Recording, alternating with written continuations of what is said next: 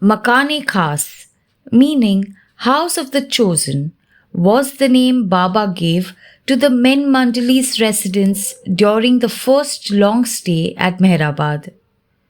The improved building of bamboo matting and a roof of corrugated steel sheets was completed on September 4th, 1925.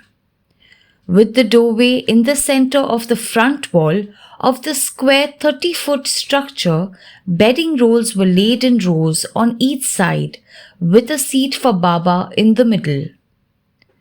On the night before beginning his silence, July 9th, 1925, Baba retired to the Jhopri after giving final instructions to the Mandali. In these detailed instructions, Baba had reminded the men always to carry lanterns at night, since he would protect them from anything except snake bites. A few minutes after Baba went to the Jhopri, Padri went out to relieve himself and encountered a cobra. He shouted, "Snake!" and the other men came with staffs to kill the snake. Baba came back from the Jhopri to see what the disturbance was about and was pleased that Padri had obeyed the order to carry a lantern.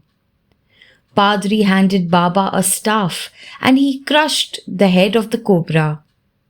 Baba then went to the post office where the women were staying. He told them that they were fortunate that the incident with the snake had taken place because it gave them one more chance to hear him speak. They did not know, as he did, that they would not hear Baba speak again.